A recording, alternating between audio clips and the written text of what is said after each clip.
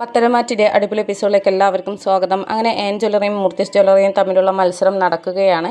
ആനന്ദപുരിക്കാർ വളരെയധികം പ്രതീക്ഷയിലാണ് നിൽക്കുന്നത്. കാരണം അതിലേക്കുള്ള ചിത്രങ്ങൾ, രണ്ടുപേരുടെയും ചിത്രങ്ങൾ വരയ്ക്കുന്നത് നയന തന്നെയാണല്ലോ. അതിനെക്കൊണ്ട് മൂർത്തിസ് ജ്വല്ലറിക്ക് വേണ്ടി നല്ലൊരു ഒന്നാന്തരം ചിത്രം തന്നെ വരയ്ക്കുമെന്ന്, ഡിസൈൻ തന്നെ വരയ്ക്കുമെന്ന് അവർക്ക് ഉറപ്പുണ്ടായിരുന്നു.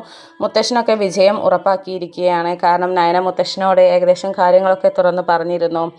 അങ്ങനെ തിരിച്ച് ആൻ ജ്വല്ലറിക്കാരാണെങ്കിലും നയനയെ പൊടിക്കും എന്നുള്ള രീതിയിൽ, നയനയെ ഇല്ലാതാക്കും എന്നുള്ള രീതിയിലാണ് നിൽക്കുന്നത്. കാരണം മാളവികയുടെ ഡിസൈൻ കണ്ടിട്ട് ആകെ ഞെട്ടിത്തരിച്ചെന്നെ നിൽക്കുകയാണ്.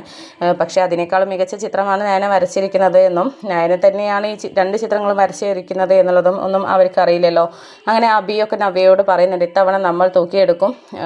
അവളെ തല താഴ്ത്തി പോകുന്നതും അനിയും തല താഴ്ത്തി പോകുന്നതും മൂർത്തിസ് ജ്വല്ലറി നിലം പതിക്കുന്നതും കാണാം. കാരണം ഈ വിജയം കരസ്ഥമാക്കിയാൽ നമ്മൾ ഏറ്റവും മുൻപന്തിയിലാണ് നിൽക്കുക എന്നുള്ള രീതിയിലൊക്കെ അവർ സംസാരിക്കുന്നുണ്ട്. അപ്പോൾ ആ സമയത്ത് നവ്യ മനസ്സിലിങ്ങനെ പറയുന്നുണ്ട്, നമുക്ക് കണ്ടറിയാം. എന്നിട്ട് നയനയുടെ വിജയത്തിനായിട്ട് നവ്യ മനസ്സൊരുകി അവിടെ നിന്ന് പ്രാർത്ഥിക്കുകയും ഒക്കെ ചെയ്യുന്നുണ്ട്. ആ ഒരു സമയത്താണ് നയന ഡിസൈനും കൊണ്ട് അങ്ങോട്ടേക്ക് കടന്നു വരുന്നത്. കൂടെ അനിയും ഉണ്ടായിരുന്നു.